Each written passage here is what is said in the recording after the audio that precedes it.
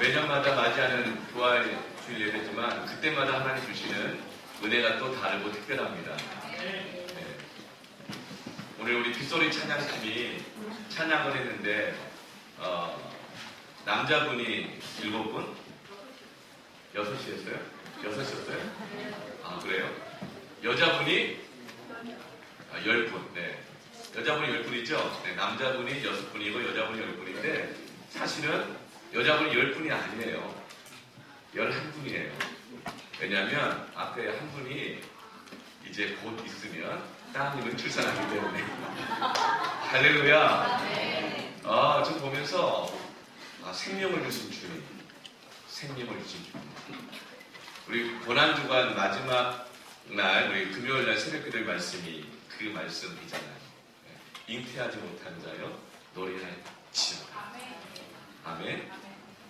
하나님이 주시는 약속의 비전을 붙잡고 나아가면 내 씨를 주리라. 이 부활의 주님이 우리 주님인 줄로 믿습니다. 아멘. 그리고 이 앞에 매 주마다 올라오는 이 꽃꽂이가 너무나도 아름답고 메시지가 있고 귀하잖아요. 무명의 봉사자에 의해서 매번마다 꽃꽂이가 올라옵니다. 그때마다 저는 참 감동을 하거든요. 오늘 이 꽃꽂이를 보면 이 비둘기가 3마리가 있어요. 이 비둘기 3마리는 원래 성경에서 비둘기는 새로운 소식을 알려주는 이 짐승입니다. 그래서 이 방주에서 처음에는 까마귀를 날리잖아요. 까마귀는 돌아와요? 안 돌아와요? 왜 그럴까요? 맞아요. 네. 물에 떠다니는 이 동물의 사체를 이렇게 뜯어먹느라 세상 욕심 뜯어먹느라 안 돌아와요. 그런데 비둘기는 어떻게 합니까? 잎사귀를 물고 돌아옵니다. 이 말은 어떤 건가? 비둘기는 하나님 주시는 새로운 시작의 소식을 가지고 돌아오는 하나님께 쓰임받은 짐승인 거예요. 할렐루야. 부활이야말로 우리에게 새로운 회복이 시작되었다.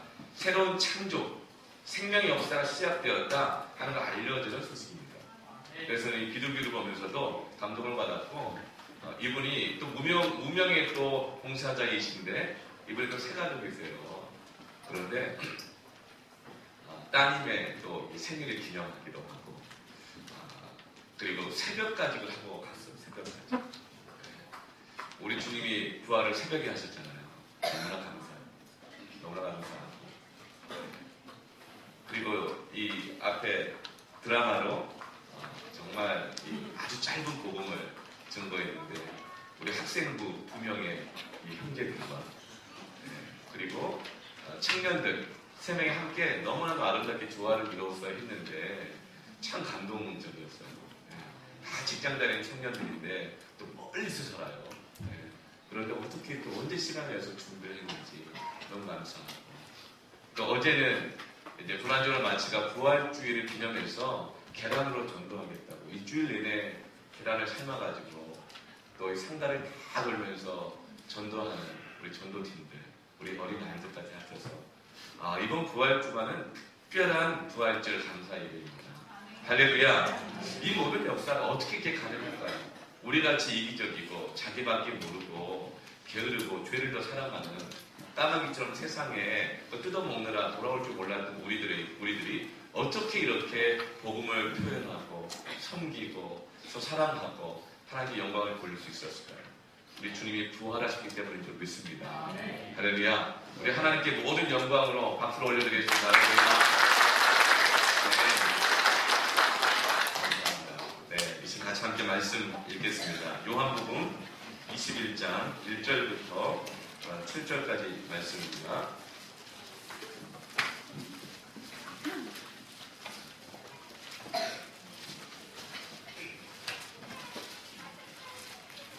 교독하겠습니다.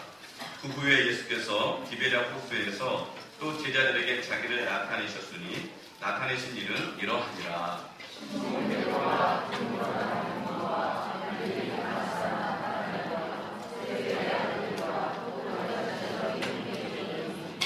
시몬 베드로가 나는 물고기 잡으러 가노라 하니 그들이 우리도 함께 가겠다 하고 나가서 배에 올랐으나 그날 밤에 아무것도 잡지 못하였더니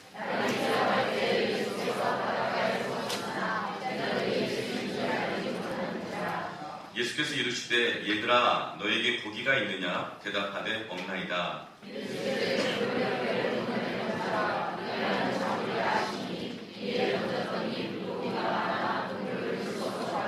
함께 읽습니다. 예수께서 찾아가시는 그 제자 베드로에게 이르되 주님이시라니 시몬 베드로가 걷고 있다가 주님이라는 말을 듣고 겉옷을 두른 후에 바다로 뛰어내리더라.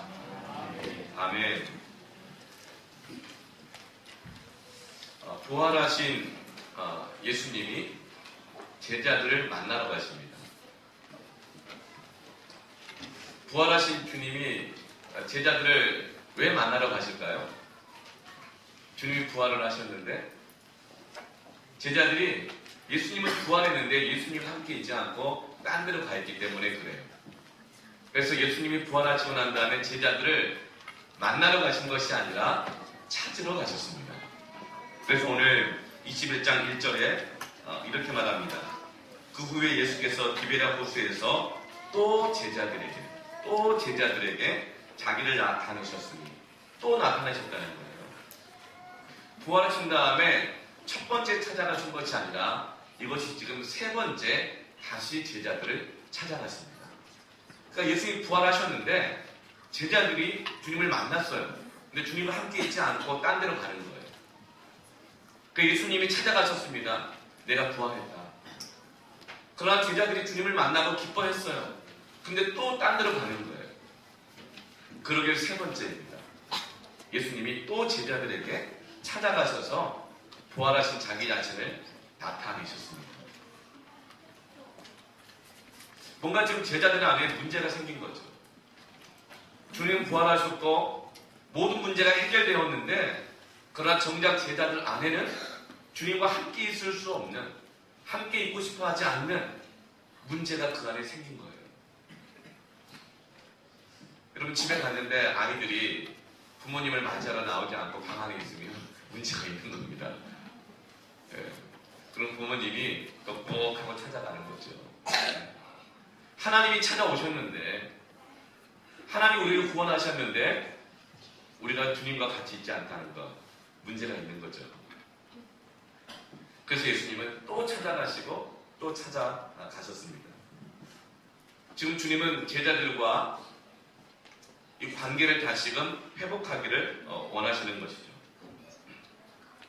지금도 우리 하나님께서는 성령으로 저와 여러분을 또 찾아가시고 또 찾아가신 줄 믿습니다. 네. 초보 운전자가 이 차 뒷유리창에 써 붙여놓는 걸 보면 재밌기도 하고 당황스러운 일들이 좀 있어요. 지난주에는 운전을 하고 왔는데 앞에 있는 분이 이해할 수 없는 방식으로 운전을 했습니다. 네. 끼어들지 말아야 될 때 끼어들기를 하시고 브레이크를 안 밟아도 될 것 같은데 자꾸 브레이크를 밟아요. 우리가 이런 분이 있을 수 있어요. 자꾸 브레이크를 시대 때도 없이 예상하지 못해서 자꾸 브레이크를 밟는 분이 있어요. 네. 그런데 더 놀라운 거는 그분이 뒷유리 창문을 다 가릴 정도로 큰 종이에다가 왕초보 이렇게 써놓으셨더라고요. 네.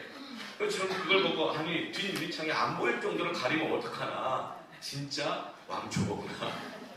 그때는 어떻게 됩니까? 멀찌감치 뒤떨어져서 가든지 빨리 지나가든지 이렇게 해야 돼요. 어떤 분이 이렇게 써놨더라고요. 10시간째 직진 중. 나는 가는 길과 방향 바꿀 생각이 없으니 당신이 알아서 하시오. 이 뜻이잖아요. 어떤 분이 이렇게 써놨어요. 저도 제가 무서워요. 내 안에 언제 야수 같은 나의 본성이 드러날지 모르니까 함부로 건들지 말라는 거죠. 나도 내가 무섭다고. 또 어떤 분이 이렇게 써놨어요. 당황하면 후진합니다. 근데 그 중에 제일 인상 깊은 것이 있어요. 먼저 가, 난 이미 틀렸어. 한참 운전하다 무섭거든. 그런데 이것이 남의 이야기가 아니고 오늘 본문에 나오는 제자들의 모습이 그래요. 주님 자꾸 찾아오시는데 주님, 난 틀렸습니다. 그냥 가십시오. 주님, 난 틀렸어요. 그냥 가세요. 주님 저는 그냥 이쪽 방향으로 정했어요. 그냥 가십시오. 저도 제가 무서워요. 그냥 가세요. 그런 모습이에요. 이것이 주님이 부활하시고 난 다음에 있는 모습이라는 거죠. 주님은 지금 부활하셨죠? 이 모습이 동일하게 우리 안에도 있을 수 있습니다. 이상하게도 베드로와 제자들은 부활하신 주님을 2번이나 만났음에도 불구하고 3번째 자신의 고향으로, 옛날의 삶으로, 그냥 거기나 열심히 자랐던 갈릴리의 업으로 돌아가 버렸어요. 우리가 부활한 주님을 만났고 구원의 감격을 경험했지만, 그러나 이상하게 우리가 종종 전혀 예수 믿지 않는 사람처럼 신앙과 상관없는 나의 옛날의 모습으로 돌아가 버릴 때가 있는 거죠. 그리고 우리 마음에 그런 마음이 있어요. 주님, 더 은혜 주지 마세요. 은혜 주시면 피차 피곤합니다. 저 앞으로 또 다시 옛날의 모습으로 돌아갈 텐데 자꾸 은혜 주지 마세요. 감동 주지 마세요.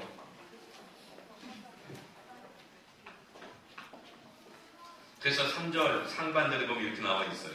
시몬 베드로가 나는 물고기 잡으러 가노라 하니, 주님은 나를 부르실 때 사람을 낳는 어부가 되게 하셨지만 이제는 나는 3번이나 예수님 부인했고 십자가에 못 박힐 때 나는 예수님 저주했고 도망가 버렸는데, 주님 부활하셨지만 여전히 내 모습은 그대로니까 난 더 이상 예수님 말씀하신 대로 사람을 낳는 어부가 되기는 틀렸어. 나는 그냥 고기나 열심히 잡고 살아갈래 하고 옛날로 돌아가 버린 거예요. 한 번이라는 실수였다고 변명이라도 하겠고 면목이라도 내가 좀 없다고 말하면서 다시 할 수 있겠지만 3번이나 꽝 이렇게 망치를 두들겼는데 내가 앞으로 또 안 걸으려는 보장도 없고 무슨 면목으로 내가 다시는 주님께로 돌아가겠는가.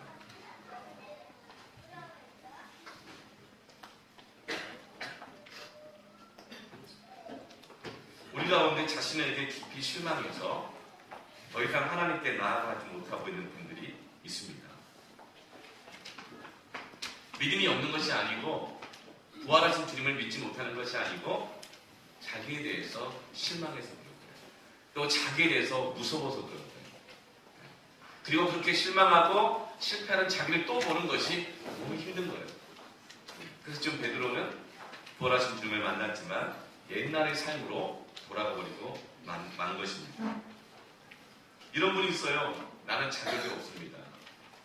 저를 몰라서 그렇지 저라는 사람이 어떤 사람인지 안다면 저보고 그렇게 얘기하지 않으실 거예요. 여전히 저는 예수님을 믿지만 굉장히 유치한 예예요. 여러분, 유치한 예. 나는 아직도 담배 피워요. 나는 술을 다시 먹기 시작을 했어요. 나는 여전히 변하는 것이 없어요. 그러면서 주님께 나오지 못하는 경우가 많이 있습니다. 그러나 부활하신 주님은 또 찾아가십니다. 반복해서 찾아가시고 예전에 하셨던 얘기 한 소리 또 하십니다. 여러분, 사랑은 뭘까요? 따라서 사랑은 무한 반복이다. 네, 여러분은 하나님으로부터 그렇게 무한 반복되는 사랑을 받으셨어요. 이 사랑 끊어낼 수가 없습니다. 네, 바다 끝에 거한다 할지라도, 새벽 날개를 치면 바다 저 끝에 거하고 도망간다 하더라도 거기에도 하나님은 계시고 하나님 또 여러분을 찾아가실 것입니다. 자꾸 피곤하게 왔다 갔다 하지 마시고 그냥 여기서 하나님 만나시길 바랍니다. 그냥 그 자리에서 하나님 만나세요. 하나님 앞에 나올 때 자꾸 눈치 보는 사람이 있어요. 벼룩도 낯짝이 있지. 이런 교회 올 때 눈치 보는 분이 혹시 있습니까? 이건 마치 뭐가 같냐면 목욕탕 가는데 주인 눈치 보느라고 집에서 때 밀고 가시는 분하고 똑같은 거예요. 주인이 내가 목욕탕 가면 도대체 저 사람은 일주일에 몇 번씩 보는 거야. 도대체 세상에서 어떻게 굴러먹고 다니기 위해 때가 저렇게 많아가지고 이게 자꾸 오는 거야. 짜증내고 판단하고 그런 목욕탕 주인 보셨어요? 없죠. 여러분, 눈치 보고 교회 오지 마세요. 왜 눈치 보고 교회 오는지 아세요? 사람 보기 때문에 그런 거예요. 어떻게 생각할까? 아니요. 교회는 하나님 만나뵈러 오는 것입니다. 하나님은 목욕탕 주인보다 훨씬 더 은혜가 풍성하신 하나님이십니다. 그냥 세상에 있었던 문제 다 해결하고 내가 나가겠다. 담배 끊고 가겠다. 유치한 일이에요. 술 끊고 가겠다. 내 문제 해결하고 가겠다. 아니요. 인자가 온 것은 의인을 부르러 하는 것이 아니고 죄인을 부르러 왔느니라. 주님은 우리 사람은요. 사람은 모르고 만납니다. 그리고 알고 실망합니다. 근데 우리 주님은 나를 알고 만나십니다. 그리고 끝까지 사랑하십니다. 우리 감춰진 모습이 드러나도 너 그럴 줄 몰랐다. 너 그럴 줄 몰랐다. 이렇게 하지 않습니다. 주님은 알고 만나시고 끝까지 사랑하십니다. 70번씩 7번이라도 용서하라고 하시는 것은 무한 반복 사랑이신 것이죠. 그래서 또 자신을 나타내셨습니다. 가끔 저에게 술을 드시고 전화하는 분이 계셔요. 근데 최근에 안 와요, 전화. 그러니까 마음이 걱정이 돼요. 전에는 술 드시고 전화가 왔어요. 한번 전화하면 술 취하셔가지고 길게는 2시간 반, 4시간까지 통화하는 적이 있어요. 난 이 팔이 말을 가져가지고 안 펴져가지고 핸드폰 뜨거워져가지고 4시간까지 한번 통화하는 게 있어요. 우울증에 술까지 드시면서 무한반복 한 말 또 하고 한 말 또 하고. 근데 요즘 전화가 안 오세요. 걱정이 돼요. 오히려 전화해도 안 받아요. 기도합니다. 주님 찾아가시기를. 저는 그래도 주님은 찾아가십니다. 주님 그걸 사랑하세요. 술 끊기 전에는 교회 안 나가. 내 문제는 내가 다 정리하고 나갈 거야. 여러분 그런 하나님이 하실 일이 없어요. 자기가 다 하는 거예요. 신앙생활은 너희는 가만히 있어 주가 하나님 되심을 알지어다. 하나님이 하시게 하는 겁니다. 내가 내 문제 다 해결하고 내가 나갈 거야. 이거는요 하나님이 하실 일이 없게 하는 겁니다. 그럼 은혜를 경험하지 못하죠. 여러분 혹시라도 술 드셔도 전화하시길 바랍니다. 네, 그럴 분이 없겠지만 술 먹어도 주님 찾으시길 바랍니다. 하나님이 응답하십니다. 응답하세요. 죄인에게 응답하시는 하나님이세요. 술 드시는 분들, 문제가 있는 분들, 오히려 이분들이 다 기도의 자리에 나와야 할 분들입니다. 예배의 자리에 나와야 할 분들입니다. 부활하신 예수님이 다시 찾아오셨을 때 제자들은 어떤 상태였습니까? 3절 하반절 보면 3절 같이 한번 읽어볼까요? 시작. 시몬 베드로가 나는 물고기 잡으러 가노라 하니 그들이 우리도 함께 가겠다 하고 나가서 배에 올랐으나 그날 밤에 아무것도 잡지 못하였더니 주님 알았어요. 옛날에 잔뼈가 굵었던 일로 돌아갔어요. 익숙하고 능숙한 일로 돌아갔지만 밤새 그물질을 했어도 아무것도 잡지 못하였더니 여러분 밤새 일을 했는데 밤새 작업을 했어요. 컴퓨터 작업을 했어요. 저도 어쩌다 그럴 경험이 있는데 근데 갑자기 컴퓨터가 나가버린 거예요. 포맷이 돼버린 거예요. 그때 어때요? 한 달, 2달 열심히 일을 했는데 그 준비한 계약이나 어떤 일이 완전히 무효가 돼버린 거예요. 아무것도 없는 것이 없어요. 그때 어떨까요? 아주 피곤해요. 정말 피곤해져요. 무기력해지고. 근데 왜 피곤할까요? 밤새 그물질을 했는데 밤새 그물질에서 피곤한 게 아니에요. 힘들게 일을 해서 피곤한 것이 아니라 아무것도 잡은 것이 없어서 피곤한 거예요. 우리 인생이 그럴 수 있습니다. 우리가 일이 힘들어서 힘든 게 아니죠. 열매가 없을 때, 결과가 없을 때, 그때 우리는 몸과 마음이 다 피곤해지는 것입니다. 변화가 없는 신앙생활, 열매가 없는 교회생활, 변화가 없는 나의 인격, 아무리 편하게 신앙생활해도 피곤합니다. 무기력해요. 여러분 신앙생활이 피곤하십니까? 기쁨이 넘치십니까?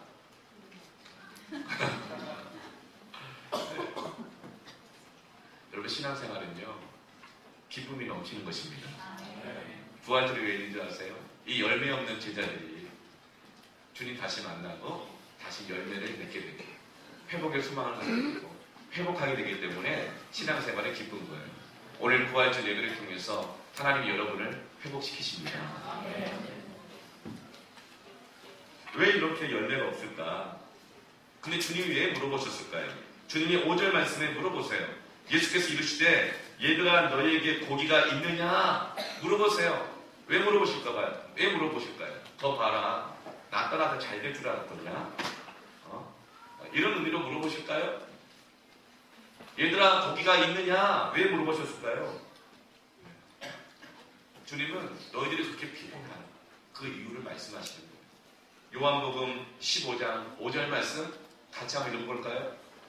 나는 포도나무요 너희는 가지라. 그가 내 안에 내가 그 안에 거하면 사람이 열매를 많이 맺나니 나를 떠나서는 너희가 아무것도 할 수 없습니다. 제자들이 고기를 잡지 못한 이유가 뭘까요? 열심히 안 해서가 아니에요. 열심히 했어요. 자기가 할 건 다 했어요. 이걸 다 해결하고 돌아가리라 했어요. 그런데 너희가 나를 떠나서는 아무것도 할 수 없습니다. 우리가 열심히 살아가지만 최선을 다하지만 우리가 피곤한 까닭은 주님을 떠나 있을 때 그렇다는 거예요. 그래서 제자들에게 예수님 묻는 거예요. 얘들아 고기를 얼마나 잘하냐?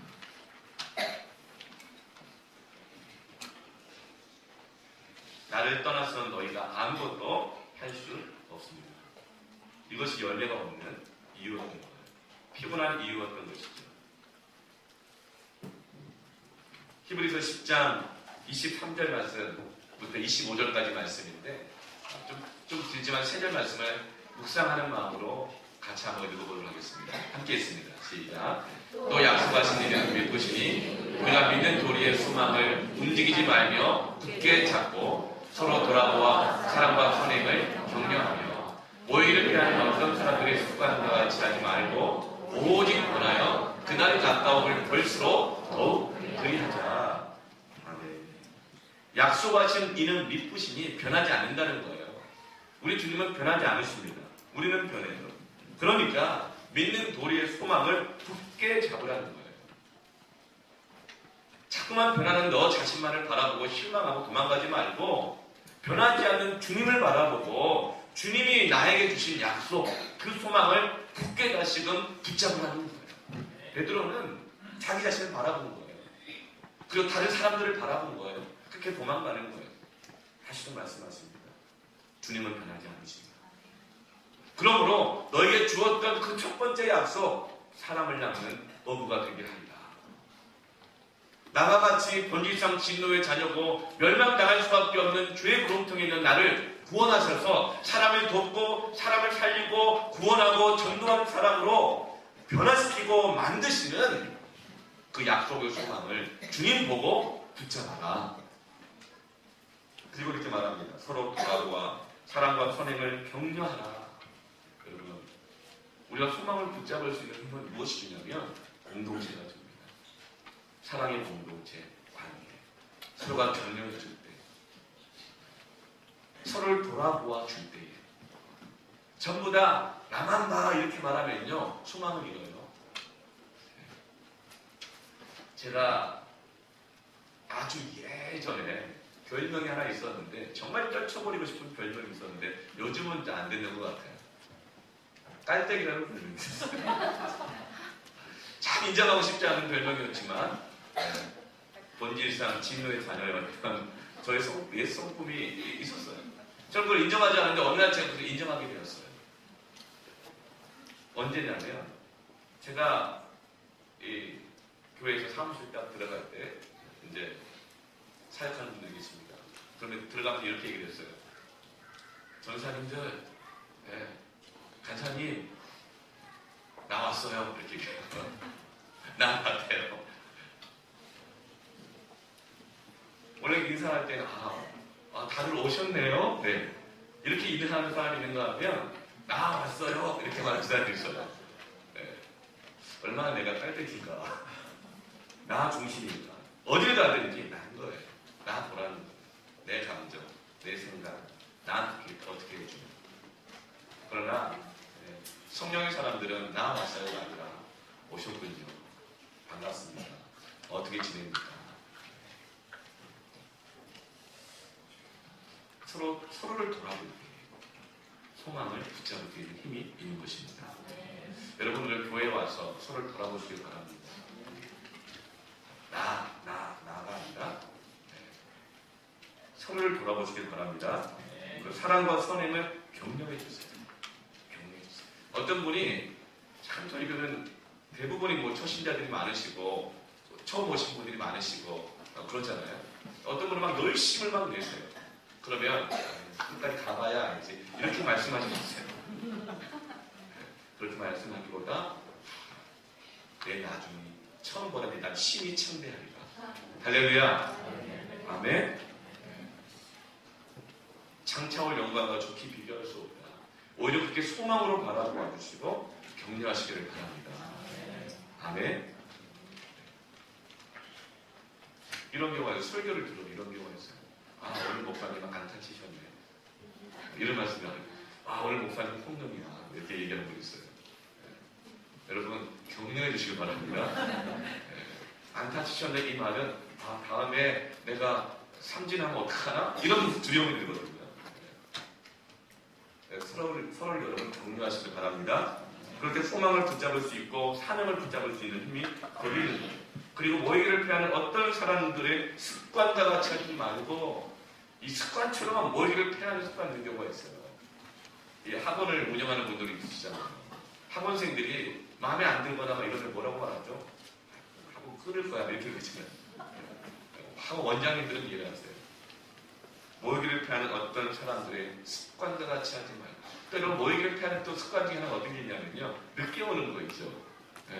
늦게 오면요. 그 모임에 대한 가치가 굉장히 줄어들어요. 어쩌다 정말 늦게 올 수가 있어요. 지진이 나거나 쓰나미가 왔거나 오다 갑자기 다른 공기가 분들여졌다거나 특별한 경우가 있을 수 있어요. 그런데 여러분 내가 같은 일에 3번 이상 자꾸 지각한다. 그것은 7가지 죄악 중에 게으름의 죄인 줄로 알고 회개하시길 바랍니다. 그건 기질이 아니에요. 상황 때문이 아니에요. 내가 하나님 앞에 해결해야 될 문제가 있는 겁니다. 그렇다고 여러분 3번 이상 지각하신 분을 저는 길세해보지 마세요. 그분은 하나님이 하실 거예요. 그분을 찾아가시고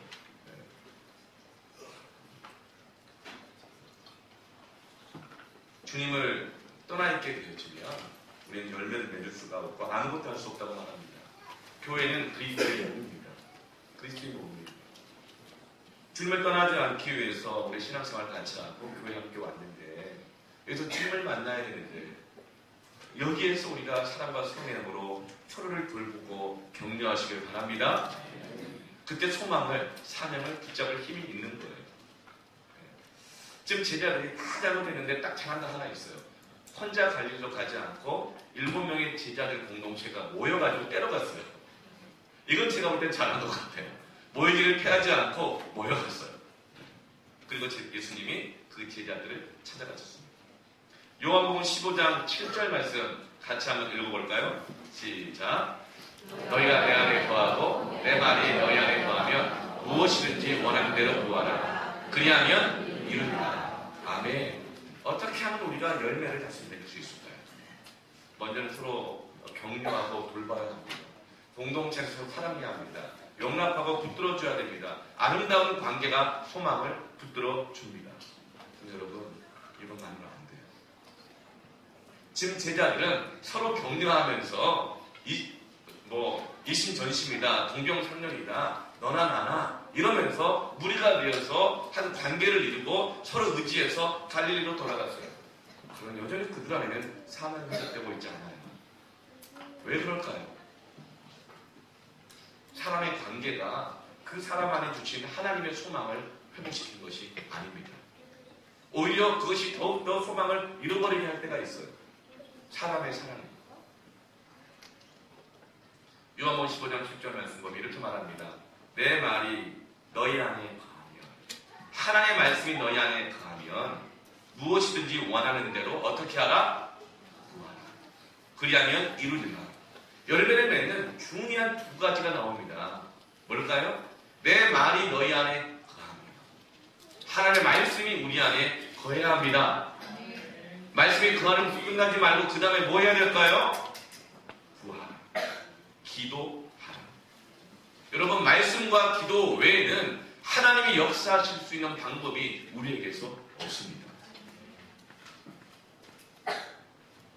여러분, 그런데 우리는 말씀과 기도 외에 다른 것은 다 합니다. 밤을 새워서도 합니다. 여러분, 밤 새워서 하는 게 뭐가 있을까요?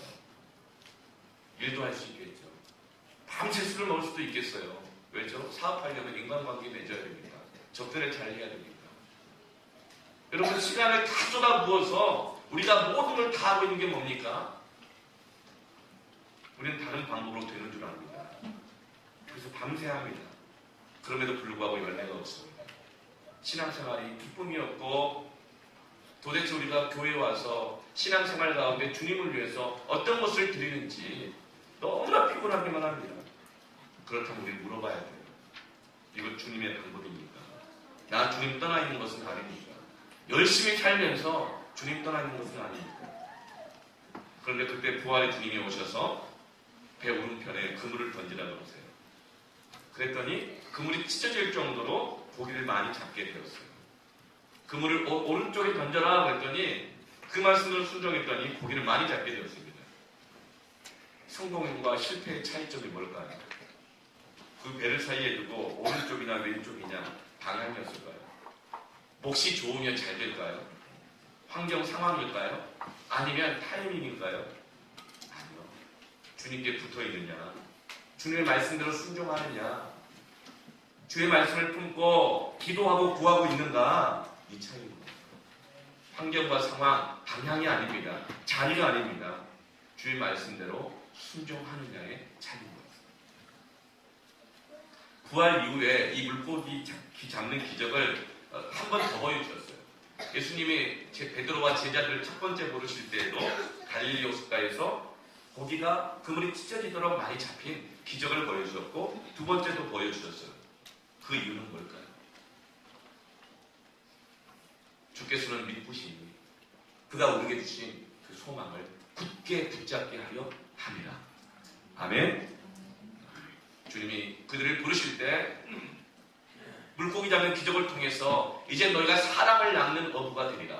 사람을 살리고 사람을 변화시키고 사람을 섬기고 사람에게 복음을 전하고 이 영생을 주는 사람을 낳는 어부가 되게 하시리라는 이 사명을 다시금 회복시키시기 위함인 것이죠. 여러분, 교회의 존재 목적이 무엇일까요?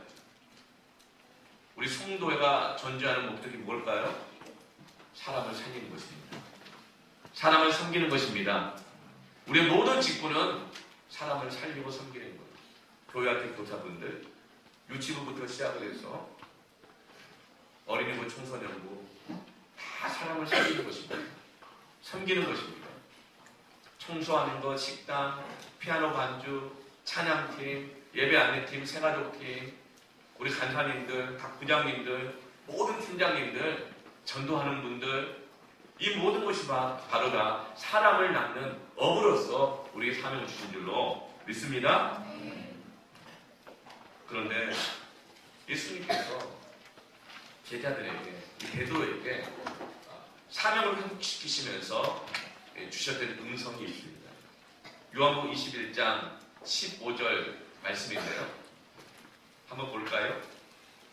21장 15절 말씀. 함께 읽어보겠습니다. 성경을 보시면서. 시작.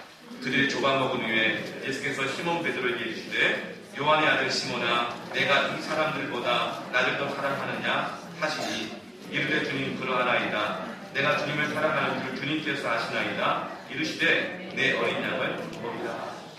아멘. 예수님이 베드로에게 물어본 질문이 뭐죠? 네가 이 사람들보다 나를 더 사랑하느냐? 이 말씀 물어보셨어요. 이거는 너 나 사랑하냐? 그런데 어떻게 그럴 수 있었어? 이 질문이 아닌 거예요. 이 사람들보다 나를 더 사랑하느냐? 무슨 말일까요? 영어 성경을 보면 love me more than this. 이들보다 나를 더 사랑하느냐? 예수님은 자기 자신과 이 여러 제자들이 있죠. 거기 있는 사람들 같이 비교하고 얘기하고 있는 거예요. 저 같으면 자존심상해서 비교하고 싶지 않을 텐데 물어보는 거예요. 너 지금 함께 있는 밤새 그물질하고 동역자 의식으로 똘똘 뭉쳐있는 이들하고 나하고 누구 더 사랑하냐? 질문하시는 거예요. 왜 그럴까요?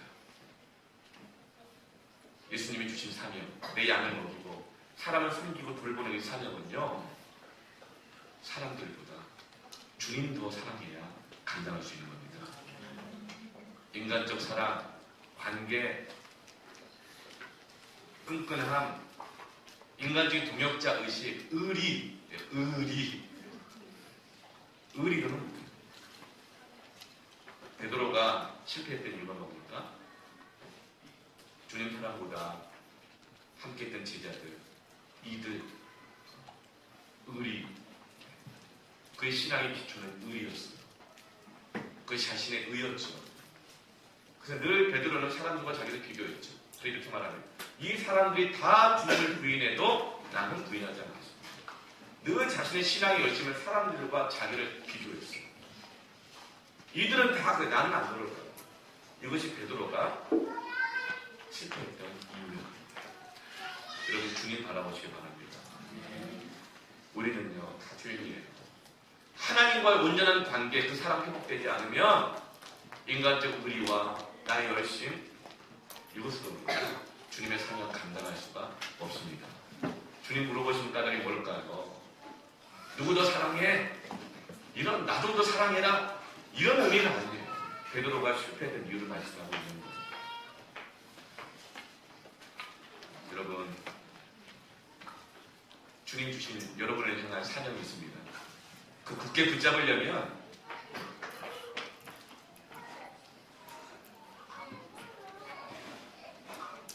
이런 말도 굉장히 부끄러운 말이지만 목사보다 주님을 더 사랑해야 목사를 섬길 수 있습니다. 주님.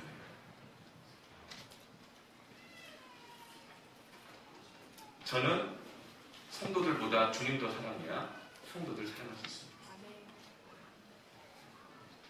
여기에서 우리가 실패할 때 얼마나 많은 사람들이 구원을 받았지만, 은혜를 누렸지만 자꾸만 도망가요.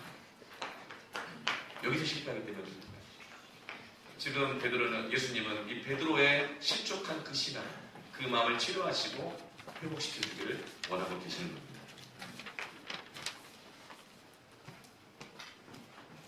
주님이 찾아오셔가지고 기적의 역사를 주셨죠. 그때 제자 중에 하나가 옛날의 추억을 생각하면서 그 목소리를 기억하면서 주님이시다 깨달은 거예요. 여러분, 주님이 내게 주신 말씀이라는 것을 깨달을 때 어떻게 해야 할까요? 가끔 이렇게 고민할 때가 있어요. 성도님, 하나님 뜻인 것 같아요. 이렇게 하면 하나님 뜻인 것 같아요. 이렇게 얘기합니다. 압니다. 그럴 것 같습니다. 그러면 기도해보세요. 이렇게 얘기하시거든요. 기도가 언제부터 완곡하고 인격적인 거절의 표현을 바뀌는지 모르겠어요. 네. 기도는 그럴 때 사용하는 것이 아닙니다. 기도가 언제 체면의 표현으로 바뀌었는지 모르겠고, 기도가 언제 나의 의의 표현으로 바뀌었는지 모르겠죠. 기도가 언제 나의 불순종과 나의 고집스러운 인격을 감추는 도구로 전락해버렸는가. 우리는 그렇게 기도해보고요. 내가 한번 해보고요. 이렇게 하면서 정말 주님의 뜻 앞에 순종하지 못할 때가 너무나 많다는 것입니다. 주님께서 우리를 부르시고 무엇인가를 맡기셨고 또 맡기시려고 할 때에 기도해야 한다면 왜 기도해야 할까요? 그것은 순종의 힘을 얻기 위해서입니다. 주와 동행하기 위해서 기도하는 것입니다. 응답받기 위해서만 기도하는 것이 아니에요. 주와 동행하기 위해서, 순종의 힘을 얻기 위해서 기도하는 것입니다.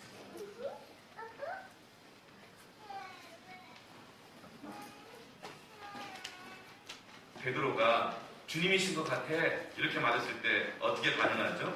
7절 말씀, 요한복음 21장 7절 말씀 같이 한번 읽어볼까요? 시작. 이르시되 그물을 베 다시 시작. 예수께서 사랑하시는 그 제자가 베드로에게 이르되 주님이시라 하니 시몬 베드로가 걷고 있다가 주님이라는 말을 듣고 겉옷을 두른 후에 바다로 뛰어내리더라. 밤새 고기를 잡을 때는 겉옷을 다 벗고 그물질을 하거든요. 그런데 여기서 예수께서 사랑하시는 그 제자라고 말합니다. 사랑하시는 그 제자. 누굴까요? 이 요한복음을 기록한 요한이에요. 참 요한도 자존감이 좋아요. 나는 예수님 사랑하는 바로 그 사람이다. 근데 그 말 들었던 베드로는 기분이 어땠을까요? 늘 사실 요한에게 감정이 안 좋았어요. 베드로는 늘 가장 가까운 예수님 곁에서 밥 먹고 들어 누워있고 당장 일할 때 품에 안겨있고 막 이랬잖아요. 근데 왜 예수님이 요한을 가장 가까운 곳에 두셨다고 그랬죠? 요한의 이름이 뭐죠? 우리의 아들이에요. 성격 엄청난 사람. 돌아다니면서 다른 사람 상처 줄까봐 예수님이 가장 가까운 데가 데려놨거든요. 그런데 베드로는 늘 생각한 거예요. 쟤는 뭔데 남들 일하는데 들어 누워있고 예수님 곁에서 밥 먹고 있나. 늘 요한이 마음에 걸렸어요. 그런데 여기까지 와갖고도 요한이 사랑하시는 그 제자가 예수님의 뜻인 것 같다. 이렇게 말하는 거예요. 그러니까 옛날 같으면 베드로 어떻게 반응하겠어요? 더 반응 안 하죠. 괜히 그냥 주고 받은 것 없이 미운 사람이 있잖아요. 그 사람이 하는 말은 절대 그대로 하고 싶지 않잖아요. 안 하고 싶지 않잖아요. 그런데 베드로는 어떻게 합니까? 뛰어들어요. 주님이라고 하자 뛰어들어요. 어떻게 뛰어들 수 있었을까요? 베드로가 요한 쳐다봤으면 못 뛰어들어요. 주님 바라보는 거예요. 요한 때문이라면 절대 안 뛰어듭니다. 이 말이 맞는 것은 알지만 네가 말하니까 나 절대 안 뛰어. 사람은 그러죠. 주님 보니까 뛰어드는 거예요. 그러면서도 뛰어들 때도요. 참 베드로 훌륭한 것 같아요. 다 옷 차려입고 뛰어드세요. 얼마나 불편해요. 주님을 향한 베드로의 속마음이 정말 나오고 있는 거죠. 여러분, 주님 뜻인 걸 알면 사람 보지 말고 뛰어드시길 바랍니다. 주님께로 돌아가시길 바랍니다. 베드로의 마음 가운데는 갈망함이 있는 겁니다. 갈급함이 있는 겁니다. 우리 모두에게는 이 갈급함이 있습니다. 아멘.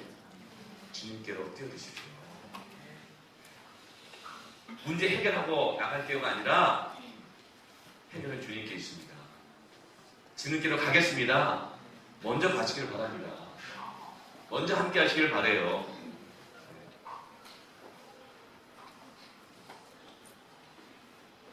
베드로는 주님 때문에 뛰어들었습니다.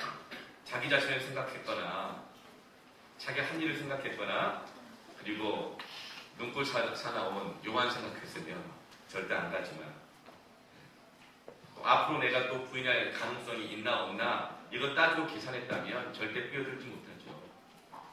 이것저것 따지고 저것저것 따지고 이 고비를 넘기고 난 다음에 이것을 해결하고 난 다음에 아니면 여전히 내 마음속에 누구 때문에 나는 안 돼. 누구 때문에 안 돼. 여러분 그것이 교회일 수도 있습니다. 아니면 내 부모님일 수도 있고 어떤 이 사람일 수도 있어요. 목사 때문일 수도 있어요. 저 때문일 수도 혹시 그럴 리는 없겠지만 있을 수도 있어요. 그러나 그거 해결하고 난 다음에 주님께 갈 것이 아니라 주님께 먼저 가시길 바랍니다. 주님만을 바라보시길 바랍니다.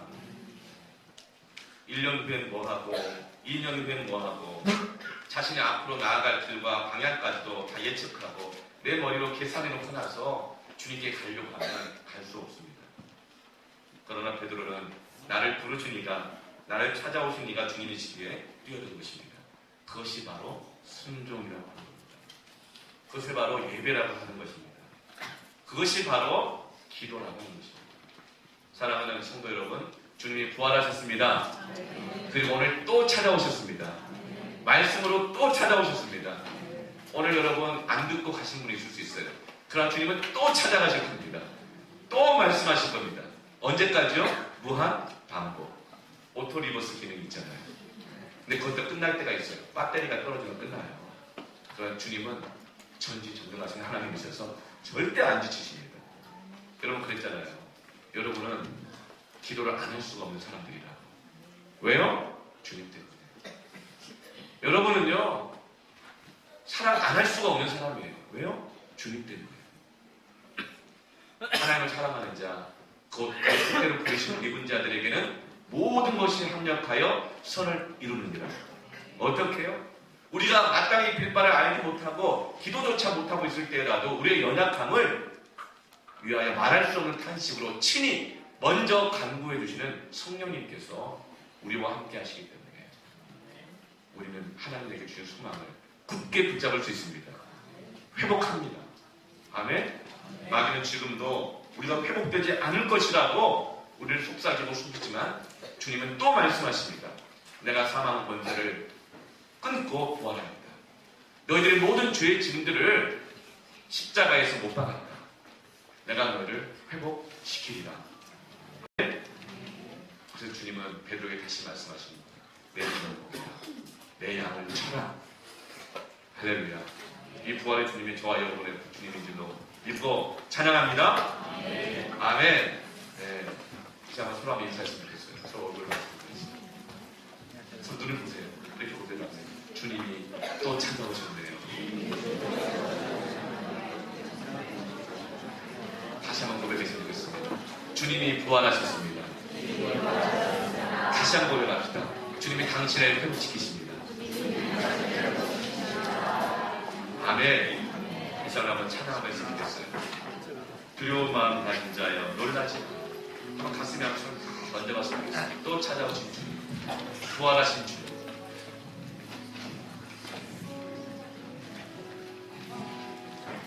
두려운 마음 가진 자여 두려운 마음 가진 자여 놀라지 말라. 주 너의 하나님 강한 손으로 주 이름 부를 때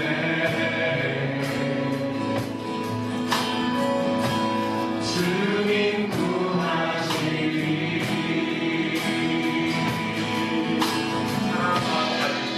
판단을 내려놓고 과거 실패를 내려놓고 주님께 달려갑니다. 주님에게 오늘 말씀하신 그대로 순종합니다. 내 말이 너희 안에 거하고 무엇이든지 원하는 대로 구하라.